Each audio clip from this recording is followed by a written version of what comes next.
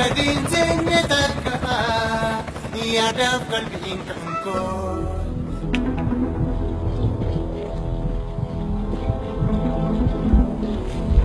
يطلع باليش ما الجوجون عندكم يزي سفر الجب ماذا قاتاتون ليه؟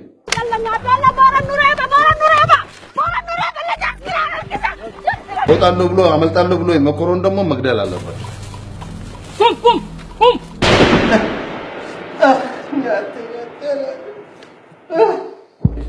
ወደ ማከላዊ ስዱትና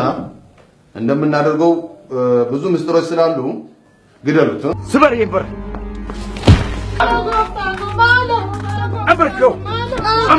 Asuman ture invested anina buqqisnana ni jolle ko faana baadiyyaa gale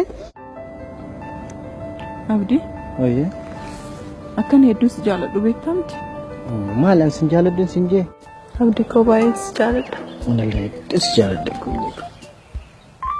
tu tayi mona ilan arraba kiyyarraa rifeensa buqqisi yoo ati kufaatii hin taaneen kufe soo abdii jala deemtu waan as keessas neqeen jiru dhukkuba saree jirutti naasawa kana booda nan barbaadin angoon kumaa siif ta'uu hin danda'u anaafeti arra booda obboleessaaf obboleetti kanaafuu nan barbaadin Abdi horii dhiiratu horataa abbaa nyaatuun beekanii jedhan maali kun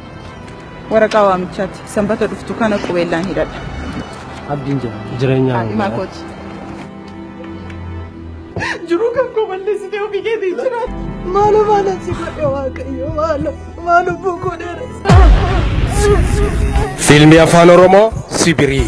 seenaa dhugaa irratti hundaa'e sabni dhiigaaf faayee baroota lakkaa'ee dhalootaaf ol kaa'e kan hayyootaa fi beektota biyya alaatiif biyya keessaatiin madda seenaa garaagaraatii fi maanguddoota irraa qoratame bifa kitaabaatiin barraa'e egaa har'a kunoo artistoota bebeekamoo jaalatamoo fi filatamoo ta'aniin cuunfamee calalame walitti qindaa'e taatota dandeettii fi muuxannoo ga'aa qabaniin gochaan milkaa'e hojiitti hiikamee sonaan milkaa'e Sibirii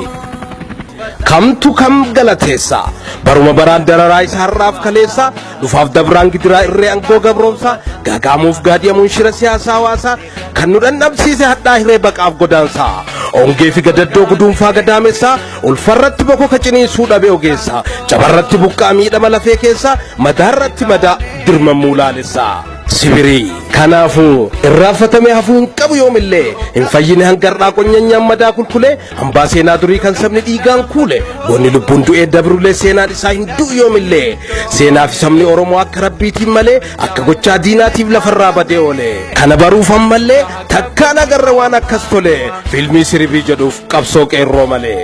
Sibirii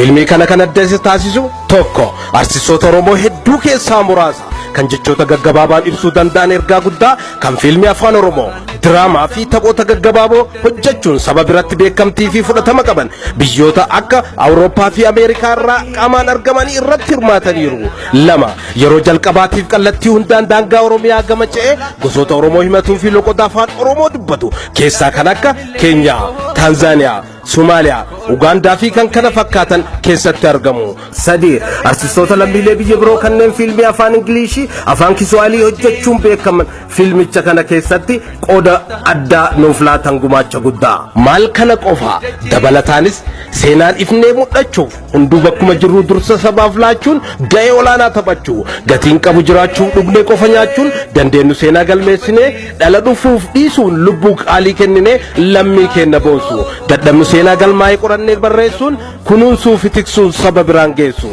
Sibirii nama ajaa'iba nama dinqisiisa kana hunda isaa jechaan ni barsiisa gochaa agarsiisa Sibirii barreessaan filmichaa artisti Jaafar Yuusuf guyyaansaa gaafa Ebla 22 sanbata guddaa waaree booda sa'a 9 irraa eegala gatiin seensaa raandii 300 qofa VIP dhaaf raandii 1000 iddoon eebba filmichaa magaalaa Johannesburg galma Mayfair Avenue gubbaa Shoprite jedhu tu tayi mona ilan arraba kiyyarraa rifeensa buqqisi yoo ati kufaatii hin taaneen kufe soo abdii jala deemtu